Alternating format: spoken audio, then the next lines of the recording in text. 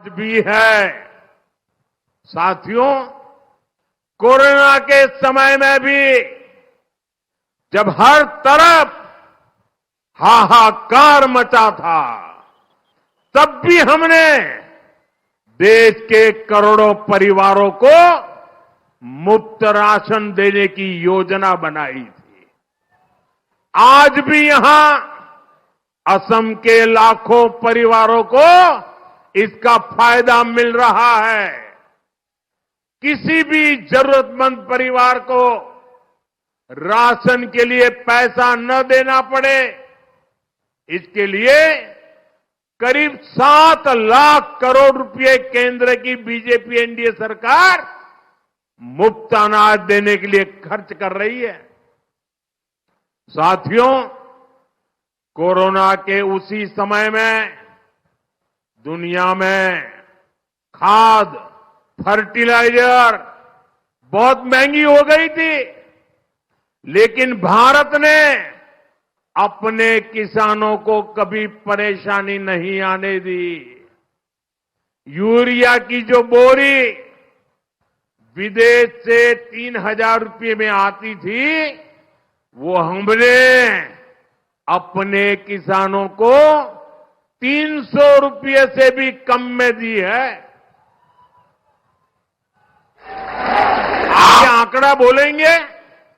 मैं आपको पूछता हूं, आप आंकड़ा बोलेंगे? आप लोग बोलेंगे? पक्का बोलेंगे? देखिए, विदेशों में फर्टिलाइजर की एक बोरी 3,000 रुपये में बिकती थी। कितने में? जरा जोर से बोलिए, कितने में? कितने में? कितने में? भारत में किसानों को मिलती थी 300 रुपये में। कितने में? कितने में? किसानों का फायदा हुआ कि नहीं हुआ? और इसके लिए भी लाखों करोड़ रुपए केंद्र सरकार ने खर्च किए हैं। साथियों, हो जाए शीतला माता की धरती है।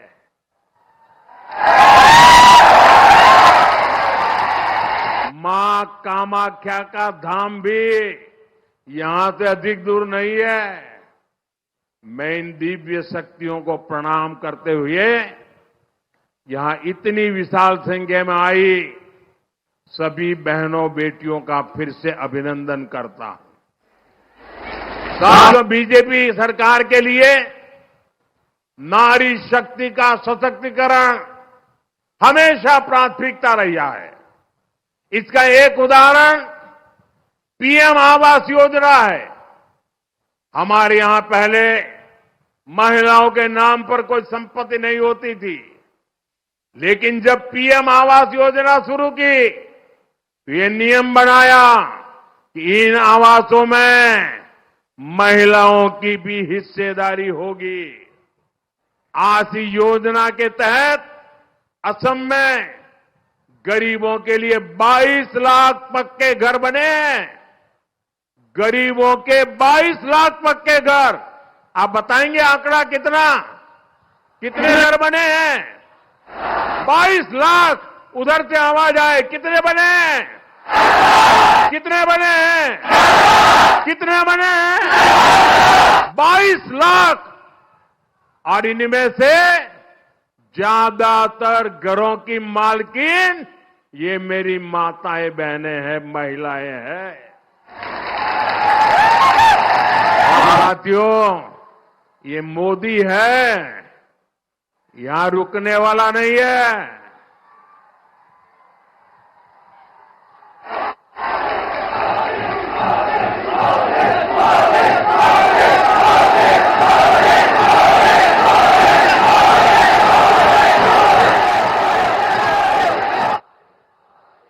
ये मोदी है, यहां रुकने वाला नहीं है। अब बीजेपी आने वाले सालों में असम में नए 15 लाख और पक्के घर गरीबों को देने जा रही है। यानी जिन्हें अब तक पीएम आवास योजना का लाभ नहीं मिला है, उन्हें आगे इसका लाभ जरूर मिलेगा। साथियों, ये मोदी की गारंटी है, आप बता देना उनको। साथियों, डबल इंजन सरकार ने महिलाओं के लिए हर क्षेत्र में नए नए द्वार खोले। हमने हर नागरिक को बैंक से जोड़ने का अभियान शुरू किया। इसको आगे बढ़ाने में करीब 1.5 लाख बैंक सखियों की बड़ी भूमिका रही है। अब हम देश में बीमा कवर को विस्तार दे रहे हैं। इसमें भी बीमा सखी की बड़ी भूमिका होने वाली है। इसी तरह कृषि सखियां किसानों को प्राकृतिक खेती के गुर सिखा रही है। पशु सखियां गांव में श्वेत क्रांति को विस्तार दे रही है। नमो ड्रोन दीदियां खेती में ड्रोन क्रांति का नेतृत्व कर रही है। हमने असम की लाखों बहनों को लखपति दीदी बनाया है। यहां अरुणोदय योजना से बहनों को सम्मान दिया है। आप यहां बीजेपी सरकार की हैट्रिक लगाइए। आने वाले सालों में ऐसे सब बड़े बड़े कामों को हम और विस्तार देने वाले हैं। साथियों, 21वीं सदी के सपनों को पूरा करने के लिए विधानसभा और संसद दोनों जगह ज्यादा से ज्यादा महिलाओं का पहुंचना जरूरी है। इसलिए महिलाओं को 33% आरक्षण देने का कानून बनाया गया है। 40 साल से मामला लटका हुआ था, 40 साल बाद ये संभव हुआ है। अब ये भी आवश्यक है कि महिलाओं को ये हक 2029 के लोकसभा चुनाव में ही मिलना शुरू हो। 3 साल के बाद लोकसभा का चुनाव आएगा। हम चाहते हैं 33% सांसद के रूप में मेरी महिलाएं दिल्ली पहुंचे। बोलो, होना चाहिए कि नहीं होना चाहिए?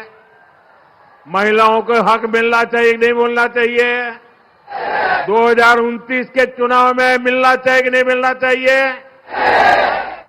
और इसके लिए कुछ कानूनी अड़चनें हैं, उसको दूर करनी पड़ेगी।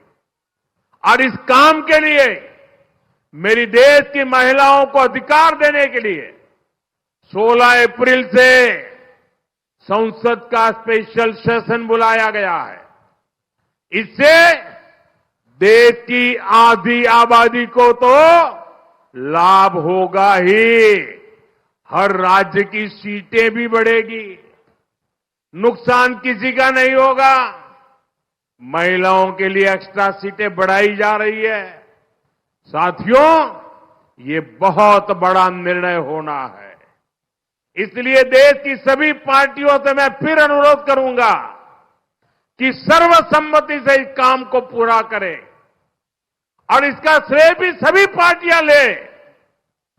असम की सभी बहनों से भी मेरा आग्रह है कि आप भी सभी नेताओं, सभी दलों पर दबाव डालिए कि सर्वसम्मति से ये 16, 17, 18 पार्लियामेंट में काम हो जाना चाहिए।